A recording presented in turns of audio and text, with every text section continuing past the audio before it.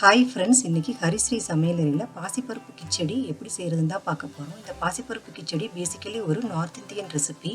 இந்த பாசிப்பருப்பு கிச்சடி நம்ம தமிழ்நாட்டில் அரிசியும் பருப்பு சாதம் செய்வோம் இல்லையா, கிட்டத்தட்ட அதே மாதிரி தான். ஆனால் இதில் நம்ம மசாலாலாம் அரைச்சி ஊற்றி செய்கிறதுனால இதோட ஃப்ளேவர் ரொம்ப நல்லாயிருக்கும். இது உருளைக்கிழங்கு ஃப்ரை இல்லைன்னா ஒரு சேனக்கிழங்கு ஃப்ரை இந்த மாதிரி சைட் டிஷ்ஷோட சாப்பிட்றதுக்கு ரொம்ப நல்லாயிருக்கும். இது எதுவும் இல்லைன்னா கூட பரவாயில்லை, இதை ஒரு அப்பளத்தோட கூட நம்ம சாப்பிட்றலாம். ஏன்னா ஏற்கனவே இது கூட நம்ம எல்லா காய்கறிகளும் சேர்த்து தான் செய்ய போகிறோம். இப்போது இது நம்ம எப்படி செய்கிறதுன்னு பார்க்கலாம். கொத்தமல்லி ஒரு கைப்பிடி அளவு, அரிசி ஒரு கப்பு, தோலோட உடைச்ச பாசிப்பயிறு ஒரு கப்பு, கேரட் ஒரு கப்பு, பீன்ஸ் ஒரு கப்பு, பச்சை பட்டாணி ஒரு கப்பு, பெரிய வெங்காயம் 1, தக்காளி 2 பச்சை மிளகா, 2 பல்லு பூண்டு, சீரகம் 1 டீஸ்பூன், மஞ்சள் தூள் 1/2 டீஸ்பூன், உப்பு தேவையான அளவு. இதுக்கு முதல்ல கொத்தமல்லி, பச்சை மிளகா, பூண்டு இது 3ஐயும் மிக்சியில் சேர்த்து நைஸாக பேஸ்ட்டாக அரைச்சி எடுத்துக்கணும்.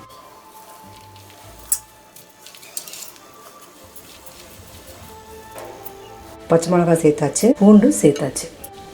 கொத்தமல்லி, பச்சை மிளகா, பூண்டு இது எல்லாத்தையும் இந்த மாதிரி நல்லா நைஸாக பேஸ்ட்டாக அரைச்சி எடுத்தாச்சு. நம்ம எடுத்து வச்சுருக்கிற அரிசியும் பருப்பையும் ஒன்றா சேர்த்து நல்லா 2-3 தடவை கழுவி எடுத்துக்கலாம். இப்போ இதை ஒரு பாத்திரத்தில் சேர்த்துடலாம். இதை நல்லா ஒரு 3 தடவை கழுவி எடுத்துக்கணும். அரிசியும் பருப்பையும் நல்லா கழுவி எடுத்தாச்சு. இப்போ நம்ம கிச்சடி செஞ்சிடலாம். இந்த கிச்சடி நம்ம டைரெக்டாக குக்கர்லேயே செஞ்சிடலாம். இதுக்கு குக்கர் வச்சுட்டு 2 டேபிள் ஸ்பூன் அளவுக்கு எண்ணெய் ஊற்றிக்கலாம். எண்ணெய் சூடாயிருச்சு, சீரகம் சேர்த்துடலாம். சீரகம் புரிஞ்சிருச்சு, கட் பண்ணி வச்சுருக்கிற வெங்காயத்தை சேர்த்துடலாம். வெங்காயம் லேசாக வதங்கிருச்சு. அடுத்ததாக நம்ம கட் பண்ணி வச்சுருக்கிற தக்காளியை இதில் சேர்த்துடலாம். இதோடவே நம்ம கட் பண்ணி வச்சுருக்கிற காய்கறிகளை சேர்த்துடலாம். கேரட், பீன்ஸ், பச்சை பட்டாணி, இதுக்கு தேவையான உப்பும் சேர்த்துடலாம். மஞ்சள் தூளையும் சேர்த்துடலாம். நான் இங்கே கேரட்டு, பீன்ஸு, பட்டாணி 3 காய் சேர்த்துருக்கேன்.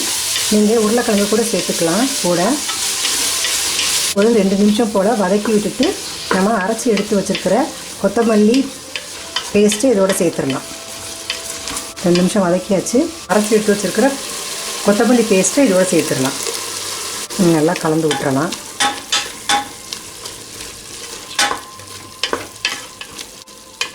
இந்த கிச்சடி பண்ணுறதுக்கு 1:4ங்கிற ரேஷியோவில் நம்ம தண்ணி எடுத்துக்கணும். அப்போ தான் இந்த கிச்சடி கொஞ்சம் நல்லா குலைவாக நமக்கு கிடைக்கும்.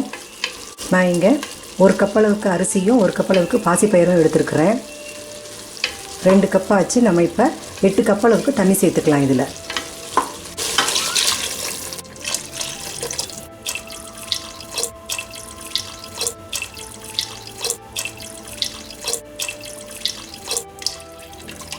இப்போ 8 கப் அளவு தண்ணி சேர்த்தாச்சு. தண்ணி நல்லா கொதிச்சிருச்சு. நம்ம கழுவி எடுத்து வச்சுருக்கிற பாசிப்பயிரையும் அரிசியும் இதில் சேர்த்துடலாம்.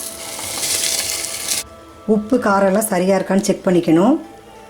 இந்த தண்ணி ஒரு கொதி வந்த உடனே நம்ம குக்கரை மூடி 4 விசில் விட்டுட்டோம் அப்படின்னா நமக்கு கிச்சடி சூப்பராக ரெடி ஆகிடும். நல்லா கொதிச்சிருச்சு. இப்போ நம்ம குக்கரை மூடி 4 விசில் விட்டு இறக்கிட்டோன்னா நமக்கு பாசிப்பருப்பு கிச்சடி ரெடி ஆகிடும்.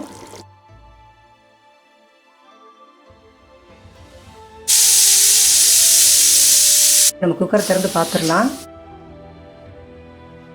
பாசிப்பருப்பு கிச்சடி நல்ல குலைவாக வந்திருக்குது. பாசிப்பருப்பு கிச்சடி சூப்பராக ரெடி ஆகிடுச்சு. இது உருளைக்கிழங்கு ஃப்ரை இல்லைன்னா வேறு ஏதாவது ஒரு ஃப்ரையோடு சாப்பிட்றதுக்கு சூப்பராக இருக்கும்.